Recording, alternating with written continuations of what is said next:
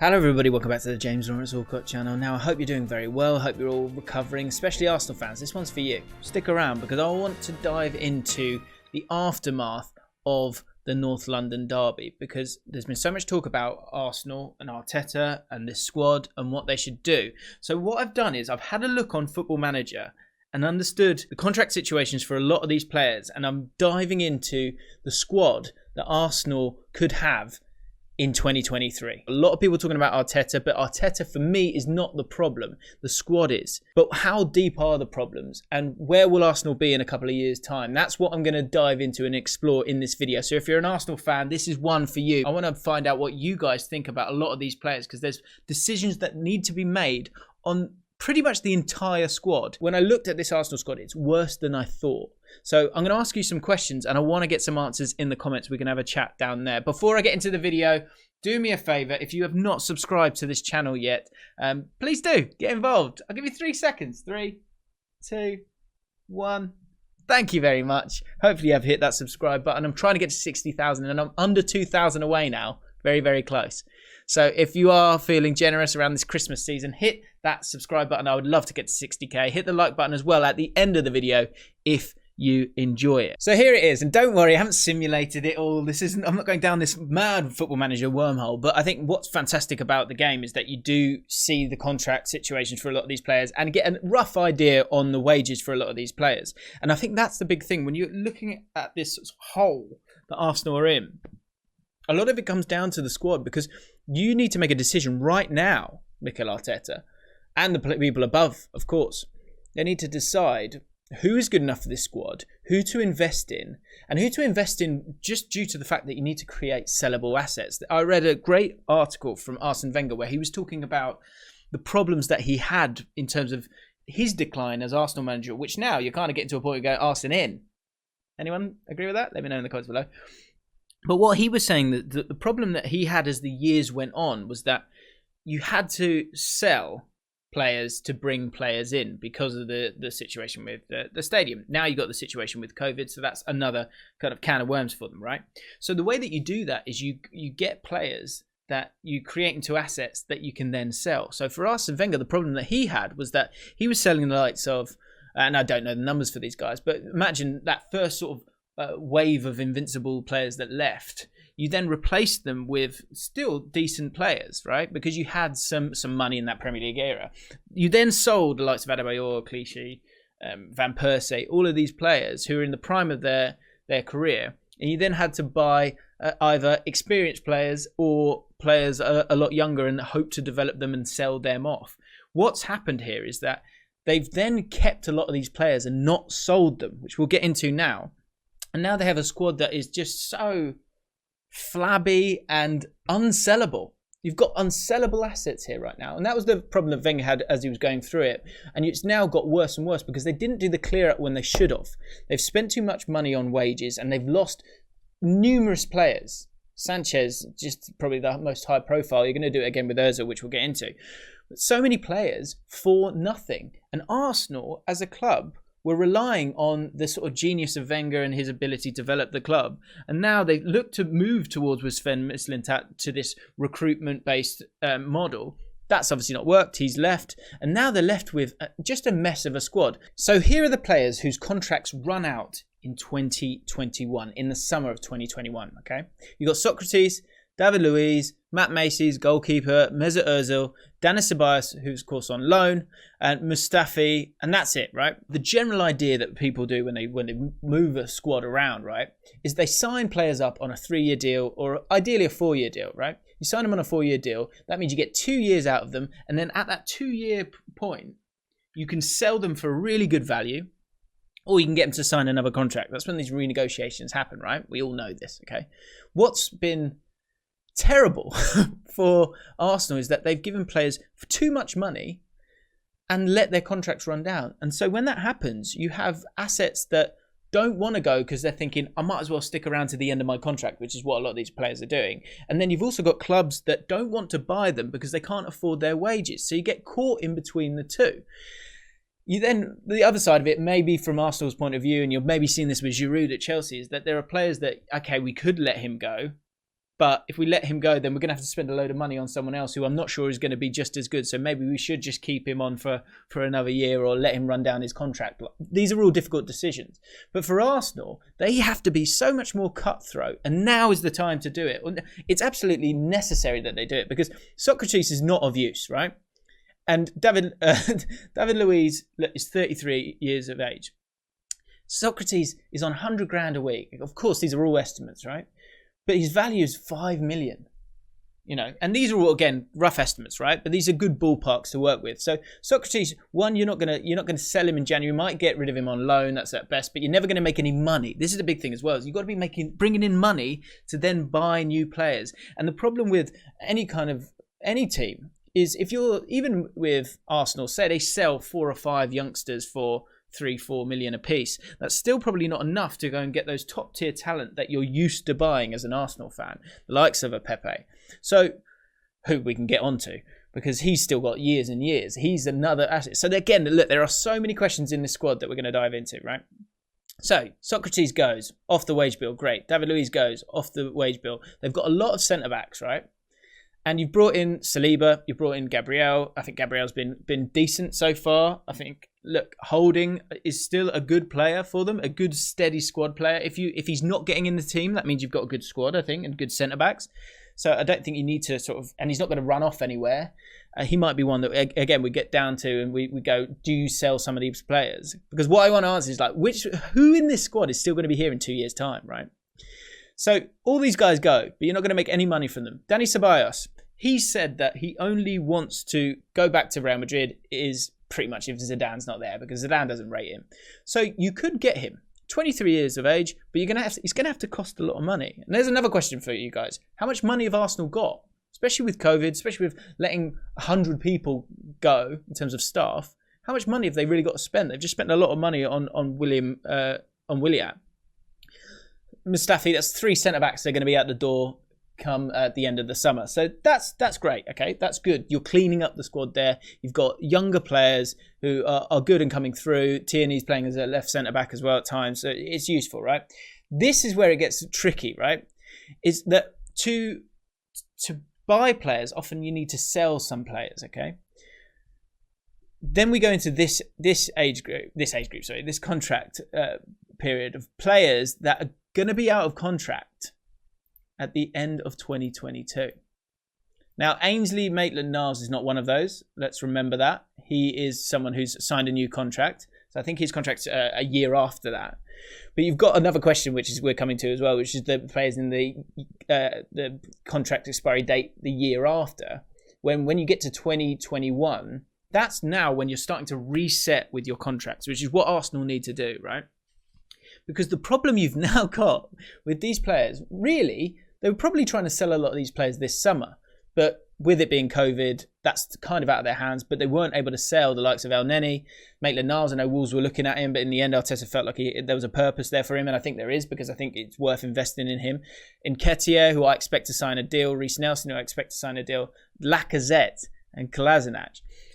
Those two are the interesting ones. Now, Kolasinac, 22 million, it says there. Are you really going to get 22 million for Kolasinac, a 27-year-old? Maybe. I doubt it. I think at most you could probably get 15 million. But for wherever he would go, would he ever get anywhere near the wages that he can get at Arsenal as a 27-year-old, where he still probably believes he can kind of fight for it or go on loan and still get the money that he wants from his contract, right? So the problem we've got here, and let's remember now, we're still at this point, we've got rid of all of those players and we've lost a lot of the wage bill. That's great, right? But we've not brought in any money yet. So with these players, the decision was probably made in the summer of, like, would we get rid of any of these players, right? But El Nene, what are you going to get for him? 10, 15 at a push, maybe? 50,000 off the wage bill, fine. But really, I think for all parties, he probably will just stick around, I would imagine, right? Dejan, he's goalkeeper, he's not of interest, right? He's going to let go. Maitland-Niles has signed a new contract, so you've got 2 years on him, which, just to be honest, what that really does now is that allows you in the summer to go, is he actually good enough for us? If not, then you can sell him and get some good value for him. You can get 20 million for Maitland-Niles. You know, if you think of Oxlade-Chamberlain, you know, he was in a similar kind of period in his career when he moved. And so you can get good money for these young players. But the Maitland-Niles, the Nketiahs, the Reece Nelsons, these are the players that you've got to really, really dive into and invest into if you're Arsenal right now, especially in a season where you've lost 6 games already. You're going to struggle to get Europa League. And the Europa League money is great, but you need sellable assets. You need to create a machine where you have sellable assets, right? Then we move on to Alexander Lacazette. Now, Alexander Lacazette, what do you do with him, Arsenal fans? Talk to me. Talk to me in the comments right now. 43 million apparently he's worth. He's 29 years of age. He'll be 30 by the time his contract goes into that final year. And he's on 180 grand a week. So what I see happening with those final two, Lacazette and Kolasinac, is maybe a big team will take Lacazette off your hands. You know, maybe would PSG want him? Would, you know, a Serie A team, could you just get him to Inter Milan again as well? Was he one of those kind of players? You might be able to get rid of him in that sense instead of getting him off the wage bill. But you're not going to get that much money because whoever buys him has no sell-on value for him as a 30-year-old once they get him. So what I see happening here is maybe there being that loan move for Lacazette, but otherwise he runs down his contract. He's another one that's going to run down his contract. This is a mess.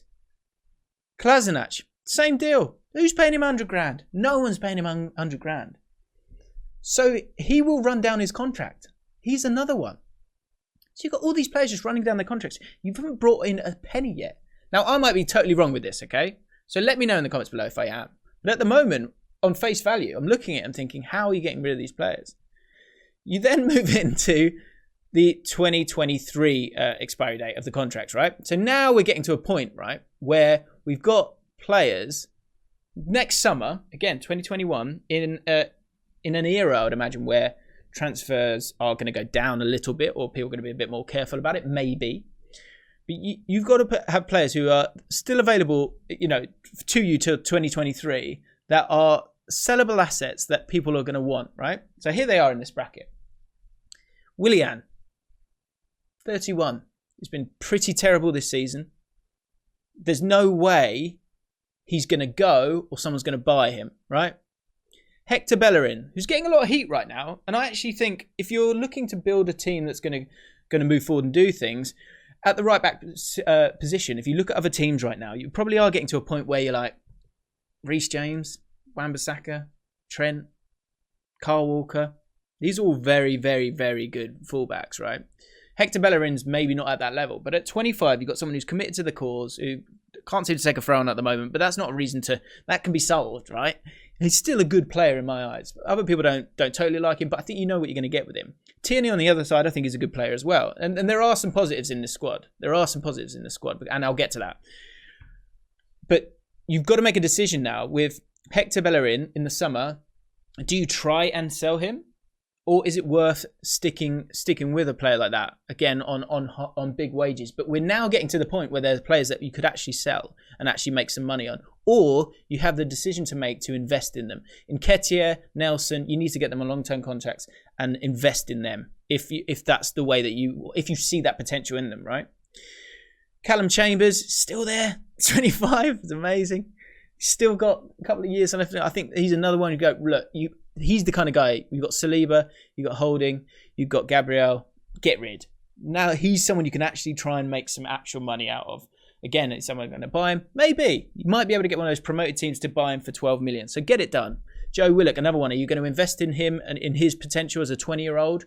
Or is he not going to be good enough? We'll get into that when I show you the teams that you need to move forward for the rest of the season. Pierre-Emerick Aubameyang, again, they've signed that contract. Not many people were saying it. I did say it. And I knew it was a risky thing to say because he is so important to them. And he is still important to them. But a club needs to have a system in place. The rise of a team like Brentford has come from the fact that when they get to a certain point in their contract, they either sign a new deal, which they probably won't do because Brentford can't generally afford the wages as they've come up through the leagues, or they sell them. It's done. It has to be done, right? For good or for bad. And it's never for bad because you have that money to invest in new players. This is the problem that Arsenal don't seem to have. And again, we'll get to the squad. There are some good players in there that could grow. And they need the right kind of manager for them. And the right manager is Mikel Arteta. I stand by that. because especially with these young players, right? But you need to make some money, and you need to start.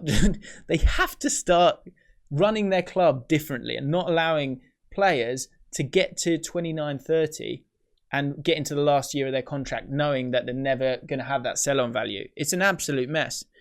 The top line of the mess for me is that Granit Xhaka, 27, who has good games, he has bad games.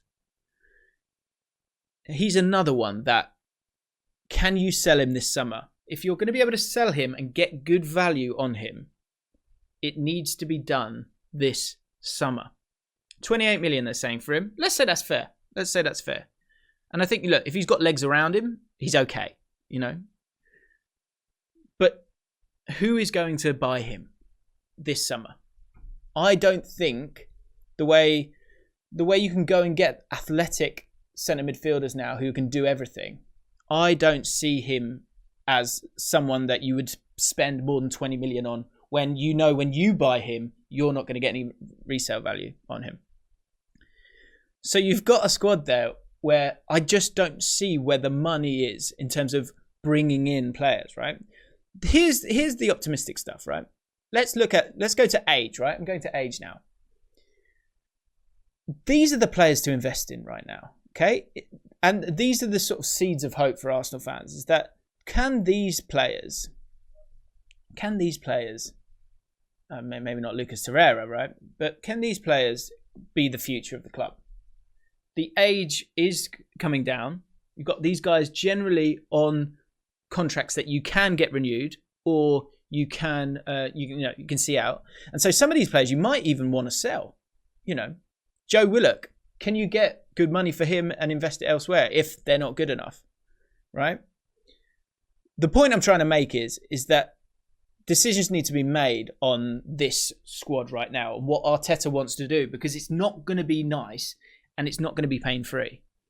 But what you can do right now is create sellable assets and slowly flush away the mess.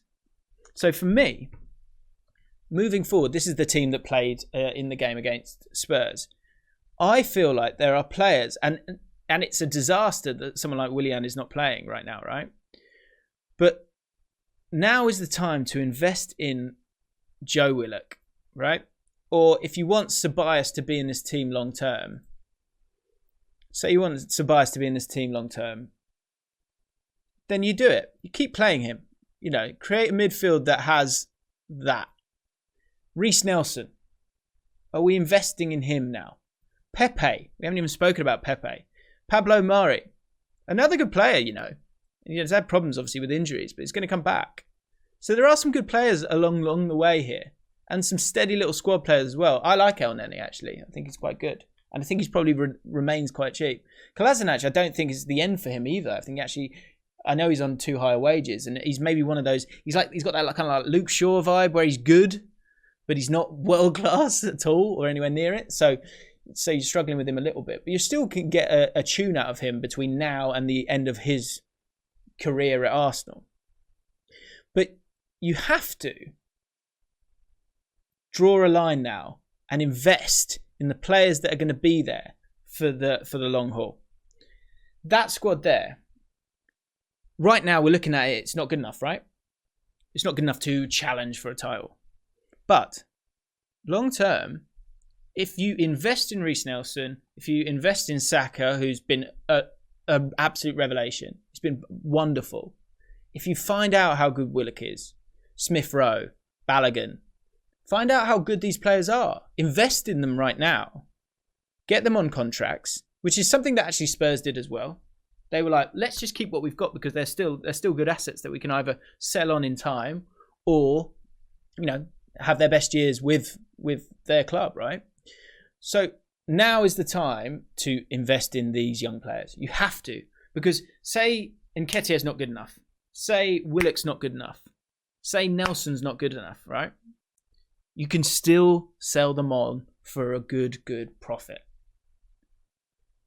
Now, I know this is probably quite obvious, and I'm sure this is something that's being done, but the point is that people are going to keep telling you that Arteta needs to go, or, you know, it's Aubameyang, or it's whoever. It's the whole balance of the recruitment for me.